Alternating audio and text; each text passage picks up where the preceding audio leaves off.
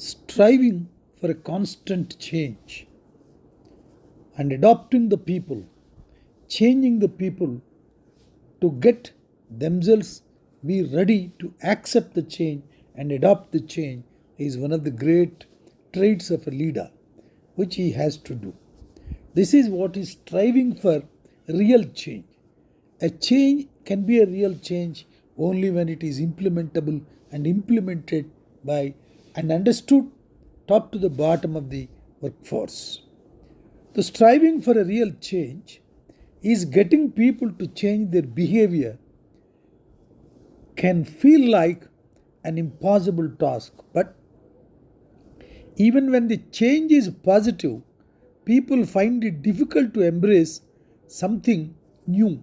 That is the tendency and psychology of the and any normal human being, unless he has a trained mind and adaptable mind and knowledgeable mind. Here there are three ways to approach change to make it more palatable. See, any change, it must be palatable and it must be acceptable to the mind of the people whom you are targeting for a change. Focus on joy, not fear. Fear may seem like a powerful motivator, but it is actually can make people freeze. Instead, focus on the positives of the new behavior and the joy people will derive out of it or from it. Create the crowd. Despite our professional love of individuality, people still want to fit in the crowd. They work with the crowd. They want to synchronize themselves with the crowd and have someone people respect, model the new behavior. Here, the role of a chief executive lies very, very pivotal because he has to identify a senior person who is a very keen observer and who had already had a comprehensive outlook of the organization must make model so that people respect his model behavior as the behavior to be adopted by everybody. Harness momentum. One bank got customers to change their saving habits by rounding up their debit and purchases and putting extra savings account. Make the new behavior easy to master by integrating with something people already do. Once again, I repeat, easy to master by getting it with the something people already do. That is the strategy which anybody can definitely implement in changing the real behavior of the workforce and the entire structure of the organization. Motivation of the employees also to set the people in their ways very important. Employees who are very slow to react can be frustrating, especially in environments where responding and adapting to change quickly is imperative. However, does not assume that these slow pokes are trying to undermine progress or resist change. They may have very good reasons for their response time.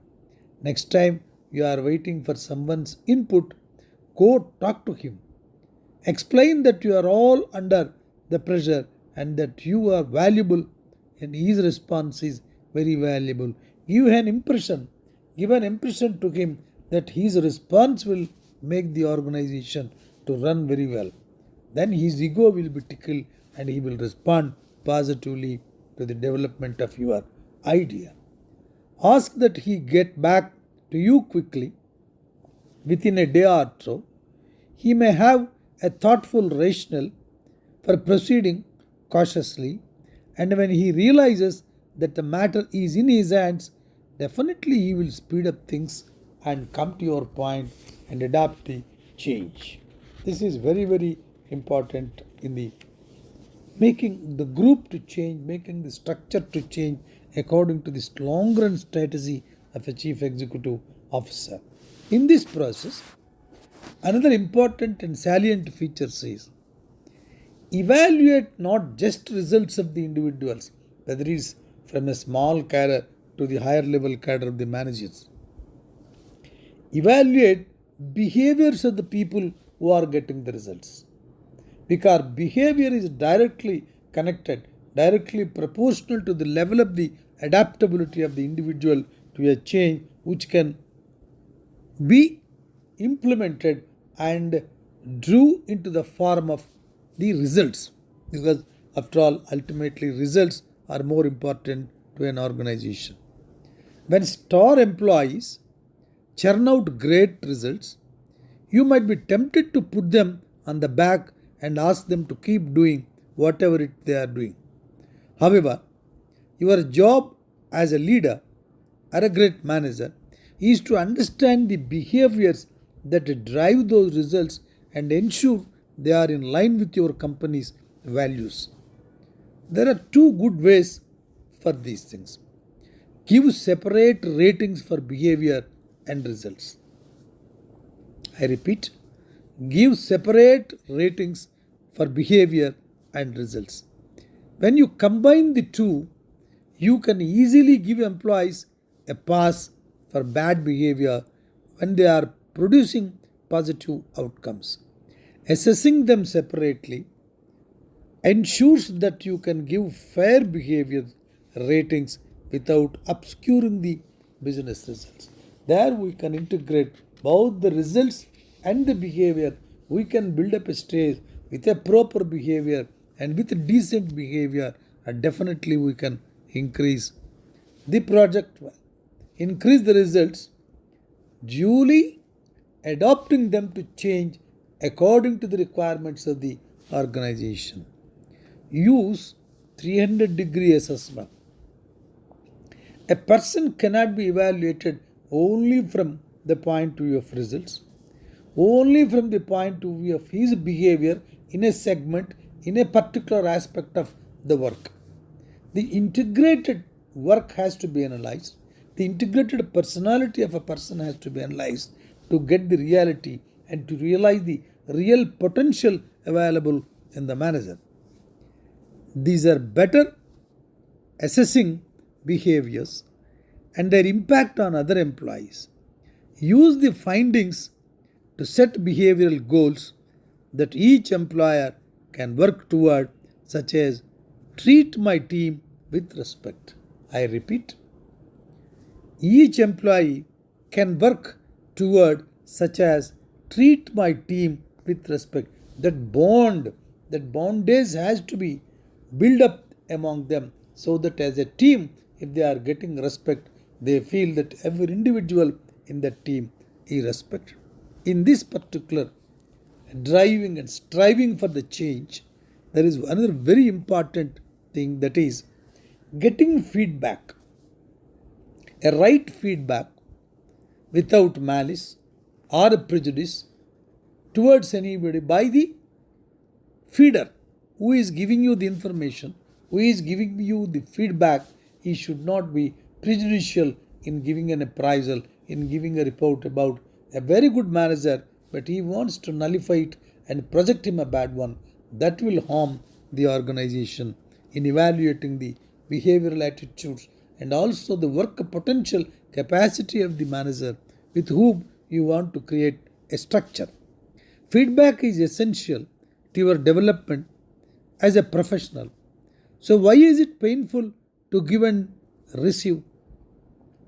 Here are 3 tips which will help you to constructive feedback in an organization. Focus on business outcomes. Explain that the company needs talent development, sales, growth, improved service, and everything. Give it often. When feedback is reserved for semi manual reviews, people rarely receive it well.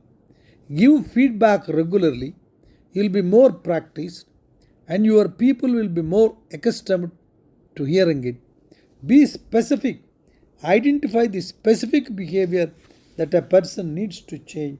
State clearly that you want that particular person to do things in a differently, duly adapting the change which is driven by the leader, by the management, in the best interest of the management. Use illustrative examples that help the receiver understand exactly what you mean. These steps can definitely make a leader who is striving, who is driving the change, adaptability of the change, and he can make definitely the entire group or structure or a segment and the entire company as a whole can bring change with all persuasion and perseverance. These two qualities, persuasion and perseverance, can definitely make the organization to change and to reach the commanding heights of the performance. Thank you.